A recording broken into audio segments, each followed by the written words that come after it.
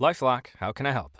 The IRS said I filed my return, but I haven't. 1 in 4 tax-paying Americans has paid the price of identity fraud. What do I do? My refund, though. I'm freaking out. Don't worry, I can fix this. LifeLock fixes identity theft guaranteed and gets your money back with up to $3 million in coverage. I'm so relieved. No problem. I'll be with you every step of the way. 1 in 4 was a fraud-paying American. Not anymore. Save up to 40% your first year. Visit LifeLock.com/podcast. Terms apply. The Rita Cosby Show on the Red Apple Podcast Network. Breaking news. And tonight on the Rita Cosby Show, some details coming in, sadly, about a U.S. refueling aircraft that went down. It's a KC-135 refueling aircraft that went down in western Iraq.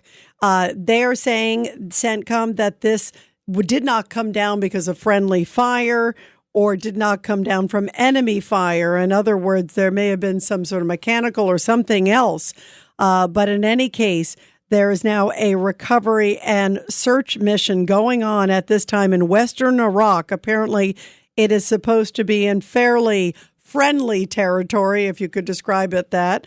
But a KC-135 U.S. refueling aircraft, of course, very important to the mission of Operation Epic Fury, refueling those planes that go in. Apparently, there were 2 refueling planes. One was refueling the other, and then the massive one was going out to help support the mission of Operation Epic Fury. Somehow, one of them crashed, and we will give you the details as soon as we get more. And, of course, we are praying for them and their families that they are all okay. Apparently, they were able to exit, so we will try to get details. Hopefully, they are all okay and minor injuries, let's hope. But we will keep you posted as soon as we get details on that. Meantime, also, Old Dominion University, you guys, this case is a blaring case about what the heck are we doing with people in our country. It's extraordinary to see the background and the fact that this guy who opened fire, killing an instructor there in a classroom at Old Dominion University, and then injuring 2 others. Then he gets taken out. He gets stabbed to death by fellow classmates in the cadet class. And it's shocking when you find out that this guy was even out. How could this be? How could this guy actually be roaming? It's 36-year-old Mohammed Baylor Jallah. And let me give you a little background about him. In 2016, the FBI got a tip about this guy. They were surveilling him, and they went into a meeting sort of as an undercover informant, and they listened to him bragging how he loves the lectures by a renowned terrorist, Anwar al-Awlaki. And then he told this FBI informant, unbeknownst to him, that he had pledged allegiance to ISIS and that he was going to help participate in an attack against America. This is incredible. This guy was also a former National Guardsman, that he had left the National Guard because he wanted to work instead for ISIS. How frightening is that? So he gets convicted. He apparently pleaded guilty to terrorism, a very serious offense. He was sentenced to 11 years, and yet he got out 8 years later. He gets out in 2024 for time served for good behavior, because terrorists are such wonderful people. I definitely want to know who let this guy out. So he gets out in 2024, still with ISIS sympathies. And now here he is, and he does this horrible attack at Old Dominion University. So now you know the background of this guy. Here is what happened today. Here's the FBI describing the shooting that took place at Old Dominion University. How was he deceased? There were students who were in that room that subdued him and rendered him no longer alive. I don't know how else to say it, but they basically were able to terminate the threat. So he was not shot? He was not shot. He shot 3 people? Correct. We have information that he shot 3 people. The one that went to Virginia? He shot 3 people, killed 1, injured 2 others, and this monster never should have been out on the streets.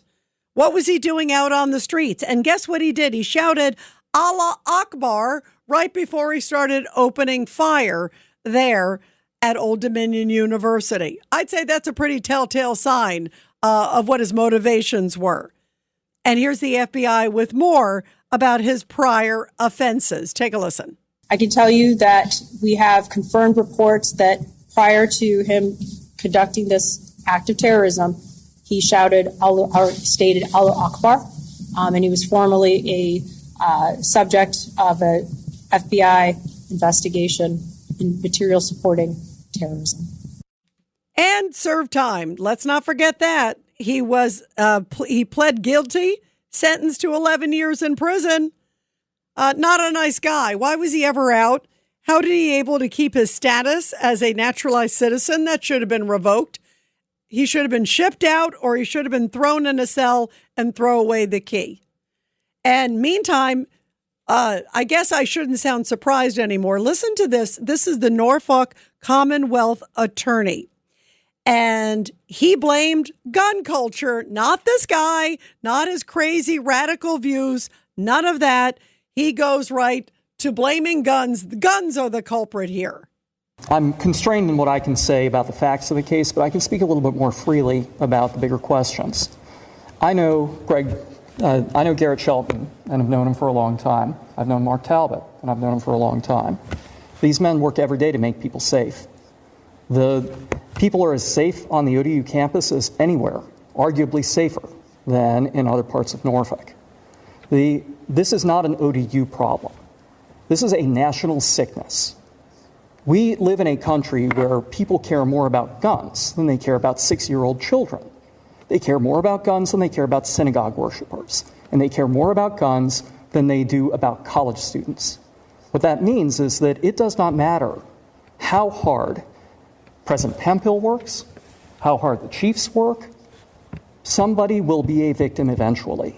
It is a matter of time. And until there is the political will to break the spell of the cult of gun absolutism, you will see more incidents like this. So if you're looking for somebody to blame, don't look at anybody up here. Look at our lawmakers who don't have the courage to implement sensible gun control measures. Look to a Supreme Court that enables them, and do something about it. So that is the lesson. The lesson is that's an insane, ridiculous comment. This guy playing politics, it's all about guns. Thank goodness there were some brave, courageous guys in the classroom who took this guy down. You blame Islamic fanaticism. It was clear the case of this. It's not like the gun just jumped off the shelf and he started opening fire. This guy planned. He was planning an attack against America. If he didn't use a gun, he was certainly going to find another way because he was planning it 11 years before. 1-800-848-9222. 1-800-848-9222. Let's go to Eduardo in Florida, in Tampa. Go ahead, Eduardo. Hey, good evening, Rita. Good to hear you back on the radio. Thank you, too. Thank you. I missed you guys. Thank you, Eduardo. Yeah, I got to bring up this story in Fort Campbell back in November. They're still looking for 2 guys. They stole 4 drones. So these can obviously be made operational and used against us.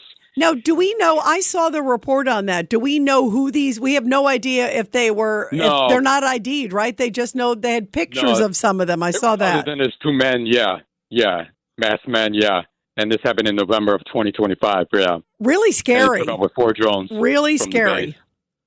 Yeah. And I also wanted to bring up over here in Florida, looks like by the way, Tampa Bay is kind of blue zone, the St. Pete and Tampa is blue zone. So they sent a letter from Tallahassee saying Tampa PD is not cooperating with ICE. So this is something that we need to highlight because they need to cooperate, especially with the possible sleeper cells that are coming up down the pipe. Yeah, people need to cooperate with ICE. That's a great point because that is a very important area too, Eduardo. And the fact that they're not cooperating, is that sort of public or is that more? Are they bragging about their lack of cooperation, or like you see Mayor Mondani trying to brag about it? Yeah, it came in the local news here in Tampa, and there was a letter sent from the Attorney General from Florida to the mayor, who by the name is Mayor Jane Castor, indicating that her PD is not cooperating with ICE. So we need to highlight that, because whether it's here or anywhere else, they need to cooperate with ICE. This is ridiculous, because you see what's happening, what happened today, what happened with this thing in Fort Campbell. You know, heaven forbid something happens down the road, you know. We all need to be talking to each other. Yes, we absolutely do. And especially right now, there are so many threats in our country. We need to know who's here, and especially when they're able to be located and they have a criminal history, which is who ICE is looking at. You know, you sure as heck better be handing them over. You know, Eduardo, I don't know how you feel, but I feel like a lot of these people that are hiding or protecting, you know, these folks who have blatant criminal histories, and especially those who have significant criminal histories. And I'm talking about the ones, you know, that have committed serious crimes where they should be handed over. It is, I think they need to get out there and do sort of a public service campaign saying, here's the individual that you are protecting, Tampa police or New York police. Yeah. Don't you think like here, this person accused of this assault on a child, this person, I mean, we need to like really publicly come out and express who they are protecting, especially when there's some very significant cases. Your thoughts? Yeah, and this is why I like hearing calls from all over the United States, because we need to bring this out so that way everybody knows and we spread the word around. And, you know, local officials, whether it's here or New York, Chicago, my former city, or even in L.A., who likes to do, you know, which is a sanctuary city, you know, we need to highlight this. Yeah, 100%. I'm so glad that you're talking about it. And we're going to keep an eye on Tampa's efforts to block ICE. That is not a good thing. Eduardo, thank you. We always love hearing from you. Let's go to David, also in Florida. Go ahead, David, line 3, your thoughts. Hi, Rita. How are you? Good. What do you think? Good. Well, I agree with what you're saying. And as somebody who served in the military and went to war when I was really young, I joined the Army when I was 19 and deployed. And so all of this, from my perspective, has always been an issue. Now, by the way, where were you deployed, David? Thank you for your service, too, so much. Where were you deployed? I was deployed to Iraq and Afghanistan. I wasn't like a hero or anything. I joined the Army because I needed the money, and I just ended up happening to go to war. Which by the way, happens to a lot of people. So still, thank you. That's still a hero to me. So thank you. Not a problem. But from my perspective, especially so you guys were talking about weapons and like gun ownership and stuff like that earlier. Like for me, the only reason I got a weapon or I got like a concealed carry license was so that I could carry because of the things that were happening. Like a soldier was shot at a recruiting station, the Fort Hood thing happened. So from my perspective, this has always been like the constant theme. It's just like the populace is like now it's becoming unignorable. I'm in the part of the state where like, you know, I'm just a couple miles away from Trump's Mar-a-Lago estate. You know what I mean? So everything's political here. But even here, there's like I can't go to certain restaurants here because there are individuals like there's transsexuals who have identified me, a person who tries to stay away from everybody, get along with everybody, and they'll classify me as an individual that they don't want to have around because I don't fit into their political spectrum, and then it'll be like little acts like that, and that's just like everyday stuff. And then there's like the stuff that happened on college campuses. Like you go on a college campus, there's a riot if you belong to, you know, the Jewish people and stuff like, you know.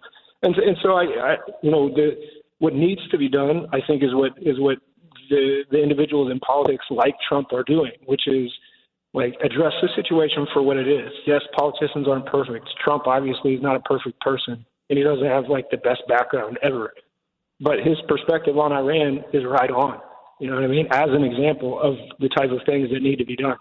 You know what I mean? Iran was an oppressive regime, and if it didn't happen during his administration, and I'll go even further than that to say if it didn't happen within these particular months of his administration, then we would lose the opportunity. You know what I mean? And absolutely. If that's across the board, and that like not even just politicians, but people in general understand that there are people who hate people. They do not care about who you are, whether or not you're a moral person, whether or not you care about other people. this hatred that just resides in them. And it must be, the only way that it can be, and dealt with properly is to see it for what it is. It's not just going to go away. You can't reason with individuals who just hate you for no reason. And I think the Jewish people understand that, because historically the Jewish people have suffered. I'd say more than any other people group. This century has been a little bit different for the Jews, because now Jews are seeing affluence that they've never seen before in history. But before that, it's like this is like the way it is. You know what I mean? Well, and David, hold on one second, Dave, just because we got to go to a break. But your points are really powerful, that there is evil out there. And there's some very evil folks, like the one who attacked the synagogue today, like this guy in Norfolk. I don't even want to call him a guy, this monster in Norfolk, also who did what he did there at Old Dominion University. And I think like you just said, people cannot turn a blind eye to it. And I applaud President Trump for going after the Ayatollah, trying now to dismantle the regime. Now there's a new Ayatollah as of a few hours ago, supposedly, if the guy is even alive, because we haven't actually seen him. But I applaud Israel and America for taking out terrorist regimes and trying to make the world a better place and confronting evil head on, so it doesn't rear its ugly head in future generations. It's a tough thing to do, but it's also a really courageous thing to do. David, thank you very much. And again, thank you very much for your service. You got to call back on again. 1-800-848-9222.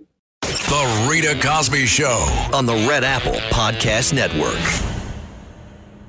USAA knows dynamic duos can save the day, like superheroes and sidekicks, or auto and home insurance. With USAA, you can bundle your auto and home and save up to 10%. Tap the banner to learn more and get a quote at USAA.com/bundle. Restrictions apply. This episode is brought to you by Cologuard. If you recorded songs off the radio for a mixtape, it might be time to screen for colon cancer. The Cologuard test is non-invasive, requires no special prep or time off, and you start screening right from your home. It's just 3 simple steps: set up, sample, and ship. If you're 45 or older and at average risk, ask your doctor about the Cologuard test. Available by prescription only. Learn more or request a prescription at Cologuard.com/podcast.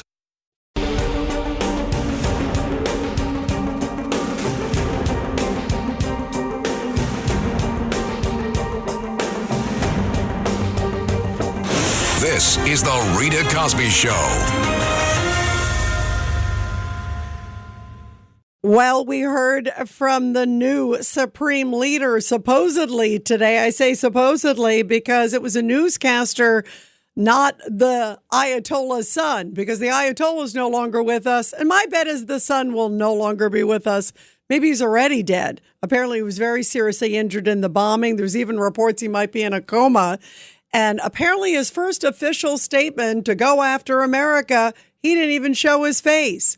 So he's trying to inspire the Iranian regime to keep going, even though they're clearly getting battered by the U.S. and Israeli strikes. And yet he won't even show his face. So a newscaster had to read a statement from him. It wasn't even his voice. We don't even know if he's alive. And now there are reports that Iran's deepest nuclear sites could be the key to ending the war, but it may require some Navy SEALs and others on the ground. The Rita Cosby Show on the Red Apple Podcast Network. Hey everybody, welcome to your 30-second laughing session brought to you by The Laughing Cow. Ready to laugh? In 3, 2, 1, and... Okay. Great job, everybody. Now unpeel a wedge of the Laughing Cow light spreadable cheese, a delicious snack with 2 grams of protein and 25 calories per wedge. Feels good to have a cow, huh?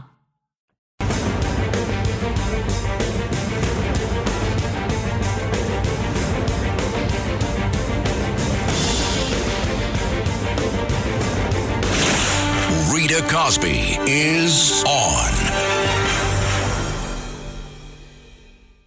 2 terrorist investigations taking place after this horrific ramming of a vehicle and opening fire in Michigan.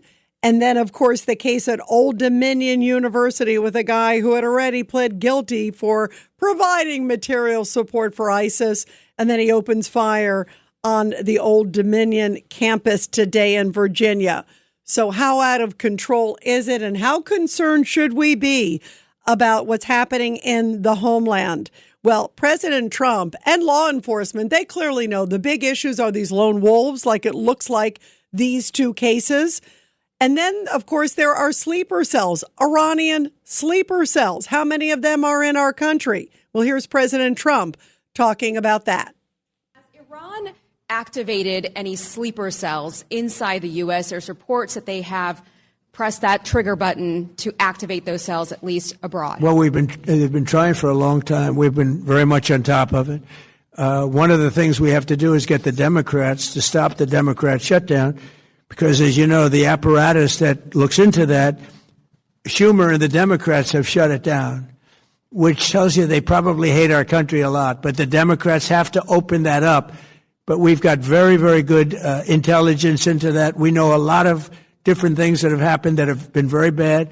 A lot of them came in during the Biden open border period, but we have them under, we've got them, we're watching every single one of them. Yeah, we know a lot about them. The biggest problem we have is the Democrat shutdown. We know a lot about them, but the shutdown doesn't allow us to do what we have to do. And he also talked about his predecessor and those wide open borders. What have you heard about this bulletin that some law enforcement put out about a possible Iran revenge plot in California, where there would be some kind of a boat offshore launching drones towards the... It's being investigated, but you have a lot of things happening, and all we can do is take them as they come. And the war itself is being prosecuted as well as anybody has ever seen. And this is other countries telling me too. Big countries, powerful countries. They said they've never seen anything like it. And they also agree with what I'm doing. They say it's an evil country, and it's been for 47 years that way. And if they try to hit us back, have you been briefed about how many Iran sleeper cells there could be inside the U.S. right now? I have been, and a lot of people came in through Biden with this stupid open border. But we know where most of them are. We've got our eye on all of them, I think. Is it dozens? They came in through the open border policies of Sleepy Joe Biden, one of the worst president in the history of our country. And we've got our eyes on all of them. But the war itself is being prosecuted at a level that nobody's seen before. It's pretty amazing to watch. And also today, we heard from Benjamin Netanyahu, who was with Dr. Phil, interesting, talking about threats to the homeland of the United States, and also saying that the issue of radical Islam, which is what it looks like we're seeing today, clearly that happened in Michigan and also at Old Dominion University, that this is a problem throughout the globe. And that America better wake up. Take a listen. Here is Prime Minister Benjamin Netanyahu. Do you think that October 7th gave people a sense of moral authority to express their anti-Semitism? Well, because the internet has been flooded by fake propaganda describing Israel as the aggressor instead of the country that's been aggressed upon. Saying that, falsely accusing us of genocide, when we have sacrificed our soldiers in taking out terrorist places that we could have just carpet bombed and we didn't. We do everything in our power to keep civilians out of harm's way, and Hamas did everything in their power to keep them in harm's way. They shoot people. When we tell Palestinian civilians, please get out of this neighborhood because we're coming in, Hamas shoots them if they want to come out. But they're not only targeting us, and they not only chant death to America, death to Israel, death to America. They want to get rid of us in order to get rid of you. But they're also going after minorities, and specifically against Christians. Christians throughout the Middle East are being oppressed. They're being driven out. It's something that the only safe place for Christians, where the Christian community is growing and thriving, is in Israel. They've been kicked out of Turkey. They've been oppressed in Syria, in Lebanon, in the areas that we handed over to the Palestinians some 30 years ago. We were controlling Bethlehem, the birthplace of Jesus. At that time, the overwhelming majority of the Arabs living in Bethlehem were Christian Arabs, over 80%. Now, after 30 years, they're down to 20% because they're oppressed, and so they leave. But that's not what's happening in Israel itself. In Israel itself, they're growing, they're thriving. They serve in the army.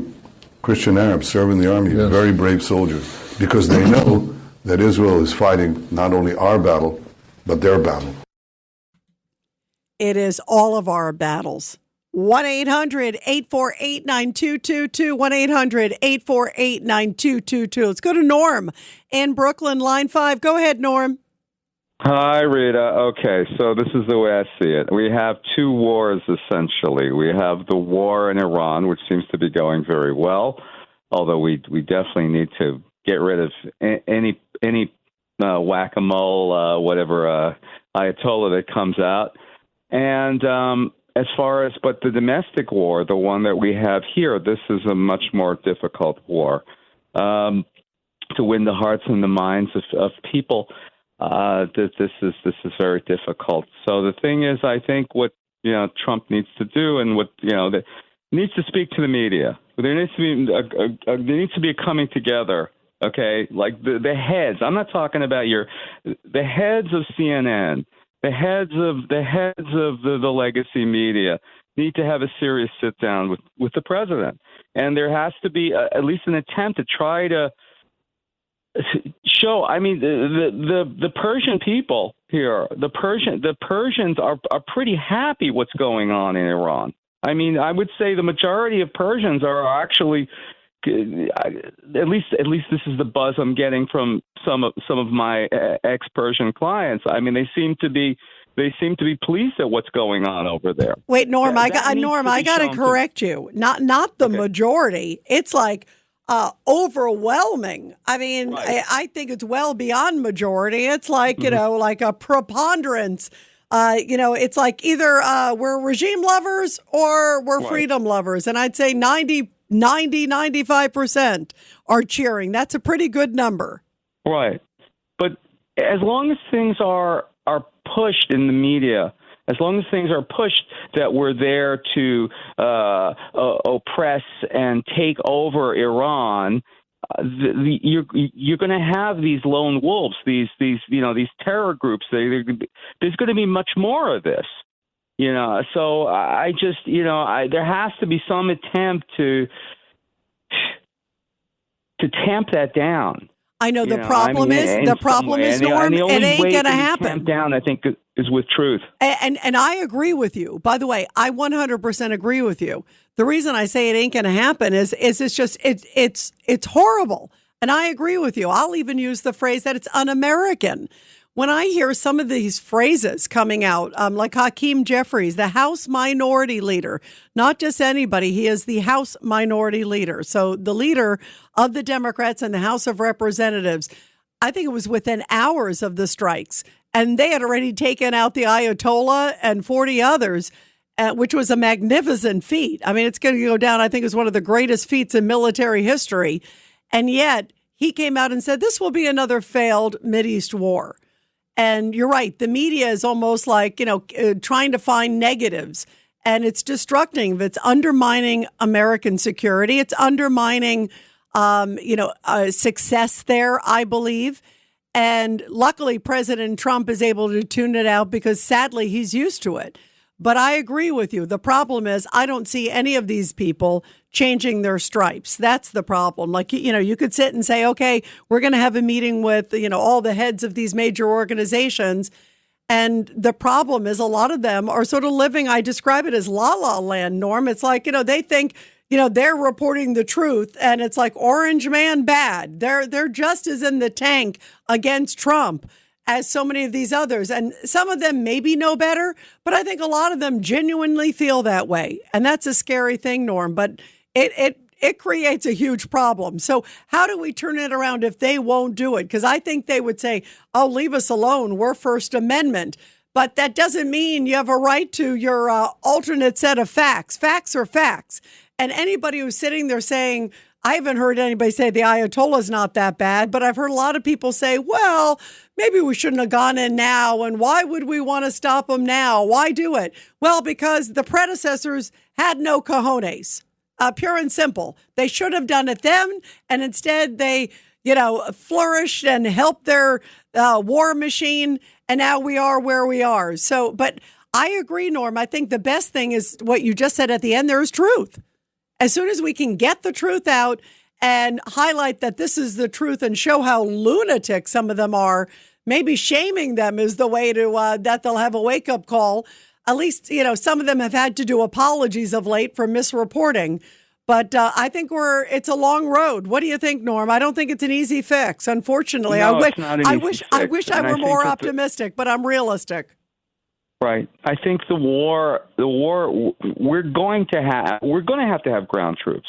I mean, there is no way that we can accomplish this mission to do what we're planning on doing through just bombing. There's no way. I think you could use some special ops guys. I think there's sort of a difference for when you use the term, ground troops. People think of, battalions coming in. Right. I can see using some special. Start. Right. But I could see special ops guys coming in, to secure some of these nuclear stockpiles, because apparently they're buried deep in the ground under a site called Natanz.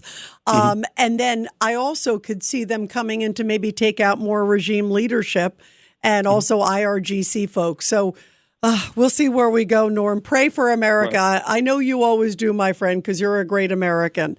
Thank you, Norm. You're wonderful. Let's go to Joaquin in Pennsylvania, line 1, another great American. Go ahead, Joaquin. Why, thank you, Rita. Good evening to you. I'm glad to have you back again tonight. Thank you. I missed you guys. Thank you, Joaquin. The same here, Rita. Bibi Netanyahu actually hit the nail on the head.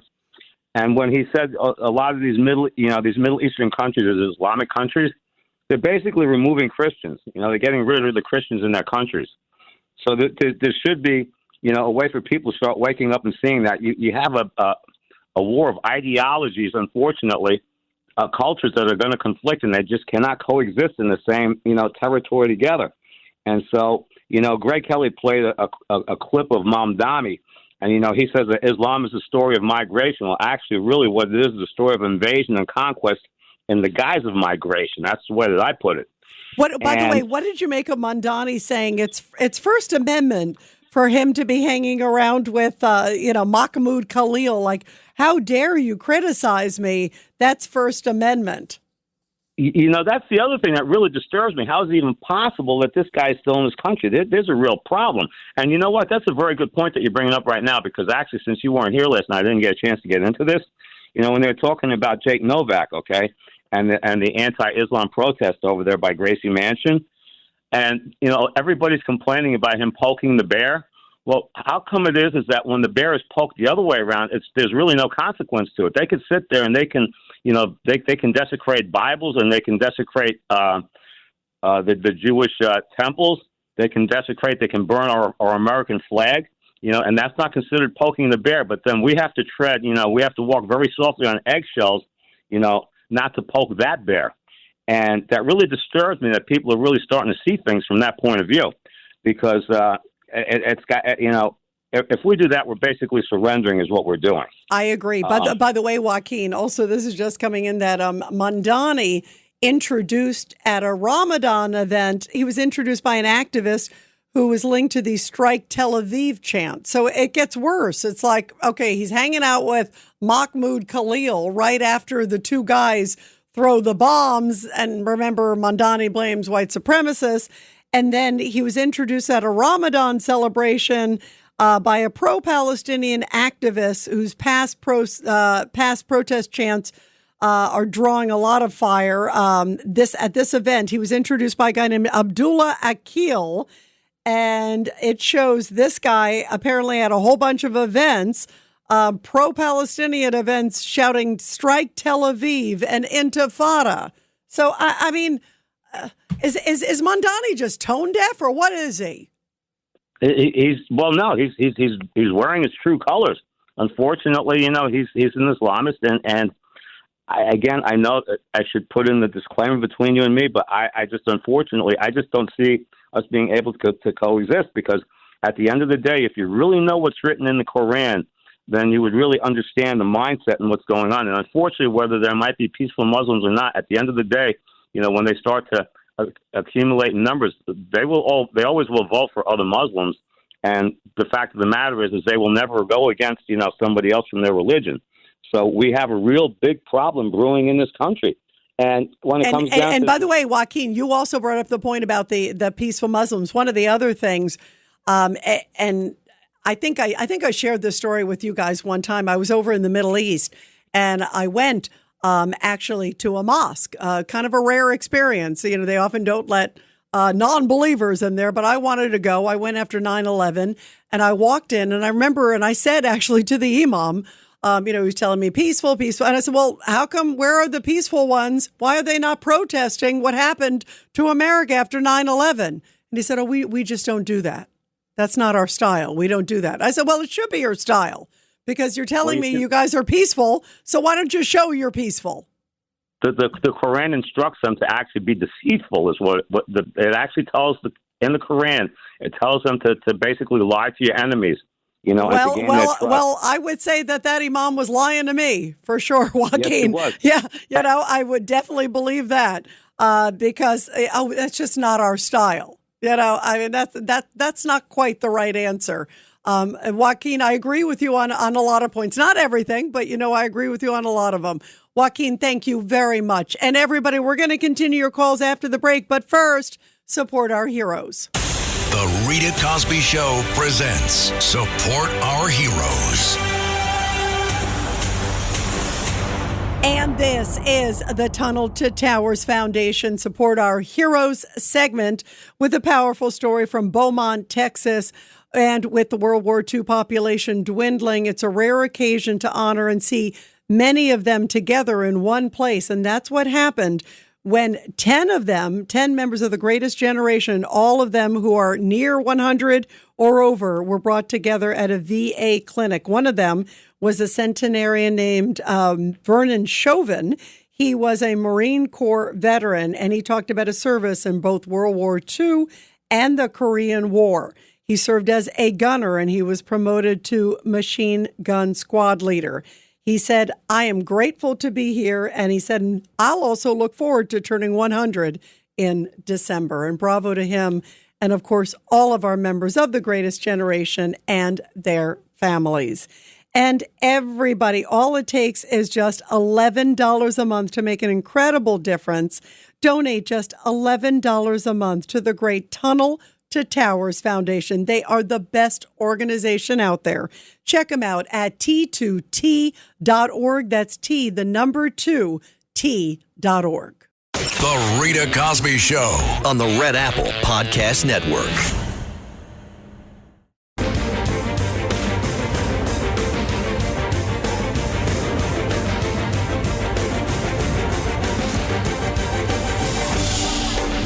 It's the Rita Cosby Show.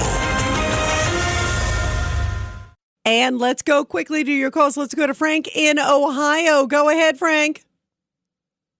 I want to express my frustration with the conversation. First of all, let me tell you, I've got a lot of New York experience. I taught in the Bronx. I taught at Yeshiva University. I taught in Jersey City. Oh, wow. Okay. Yep. So go ahead, Frank, I knew real New quick. York, Yep. But I'm also on my father's Jewish, my mother's Protestant from Kentucky. I need to bring a traditional American view, like out of Herman Melville, Nathaniel Hawthorne, Mark Twain. And what is Tom that? Sawyer, Huckleberry Finn. Well, let's put a light on this Ma'am Danny guy and call him out for what he is. It's transparent. Put a light on it. He's a rat. He's a scumbag. He's up to no good. And that's the way an American talks about a rat when they... Well, and I'll tell you, there is a lot of light on him these days, and boy, he keeps adding to it.